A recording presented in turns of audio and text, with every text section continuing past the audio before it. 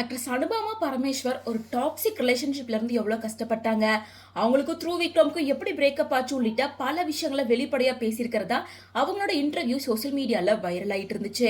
அதை தொடர்ந்து அதோட பார்ட் 2 இன்டர்வியூவும் கொடுத்திருக்காங்க. இந்த இன்டர்வியூ இப்போ சோசியல் மீடியால பேசு பொருளா மாறி இருக்க நிலையில ரொம்ப நாளுக்கு அப்புறமா த்ரூ விக்ரம் ஒரு ஈவெண்ட்ல கலந்துகிட்டு பல விஷயங்களை வெளிப்படையா பேசியிருக்காரு. அவரு பேசியிருக்க சில விஷயங்களும் இப்போ சோசியல் மீடியால பேசு பொருளா மாறி இருக்கு.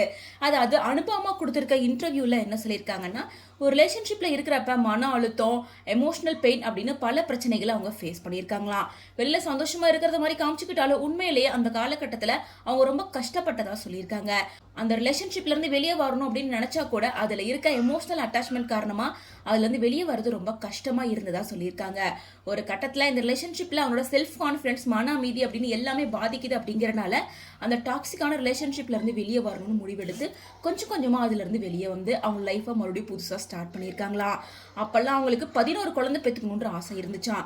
இப்போ லவ் குழந்தைங்க அப்படின்னால எனக்கு பயமா இருக்கு, என்னோட கெரியர்ல என் வாழ்க்கையில வர புது வாய்ப்பா நான் சந்தோஷமா எதிர்கொண்டு இப்போ சக்சஸ்ஃபுல்லான ஒரு வாழ்க்கையை வாழ்றதுக்காக நான் யோசிச்சுட்டு இருக்கேன்.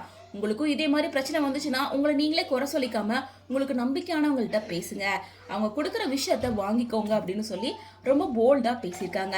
இவங்களோட இந்த இன்டர்வியூ சோஷியல் மீடியால வைரல் ஆனதுக்கு அப்புறமா த்ரூ விக்ரம் பேசியிருக்க சில விஷயங்களும் இப்போ சோசியல் மீடியால வைரல் ஆயிட்டு இருக்கு. அதாவது இன்னைக்கு இந்தியா டுடே ரவுண்ட் டேபிள் மீட்டிங்ல நடிகர் த்ரூ விக்ரம் அவர்கள் முதலமைச்சர் விஜயை பார்த்ததுக்கு அப்புறமா சில விஷயங்களை பேசியிருக்காரு. நான் எப்பவுமே அவரோட ரசிகனா இருந்திருக்கேன், இங்க இருக்கிறது எனக்கு ரொம்ப பெருமையா இருக்கு. அவரோட தொலைநோக்கு பார்வையோட இருக்காரு, உண்மையான புரட்சியாளர். அவரோட பயணத்தையும் வாழ்க்கையோட அடுத்த கட்டத்திலையும் அவர் வச்சிருக்க உறுதியும் நான் ரொம்ப மதிக்கிறேன். அவருக்கு எத்தனையோ தலைமுறைகளுக்கு முன்னுதாரணமா இருந்திருக்காரு. ஸோ அதுல நானும் ஒருத்தன். அவருக்கு என்னோட சல்யூட். அவரோட பயணம் சிறப்பா அமைய நான் வாழ்த்துறேன். அப்புறம் இது வரைக்கும் 100 நாட்கள் வெற்றிகரமா முடிஞ்சதுக்கும் அவரோட என்னோட வாழ்த்துக்களை சொல்லிக்கிறேன் அப்படின்னு சொல்லி த்ரூ விக்ரம் முதலமைச்சர் விஜய் அவர்கள் ஆட்சிக்கு வந்து 100 நாள் இருந்ததுக்கு என்னோட வாழ்த்துக்கள் அப்படின்னு சொல்லியிருக்காரு. பட் எந்த இடத்துலயும் வந்து அவர் பர்சனலா ஃபேஸ் பண்ண எந்த பிரச்சனையும் சொல்லாம இன்டைரக்டாவே சொல்லியிருக்காரு அப்படின்னு சொல்லிட்டு இதெல்லாம் கொஞ்சம் கூட சரியில்லை, ஒரு பொண்ணை இந்த அளவுக்கு காயப்படுத்தவே கூடாது, நீங்க இந்த மாதிரி பண்ணியிருக்க கூடாது அப்படின்னு சொல்லி பலர் பேர் த்ரூ விக்ரம்க்கு அகேன்ஸ்டா பேச ஆரம்பிச்சிருக்காங்க.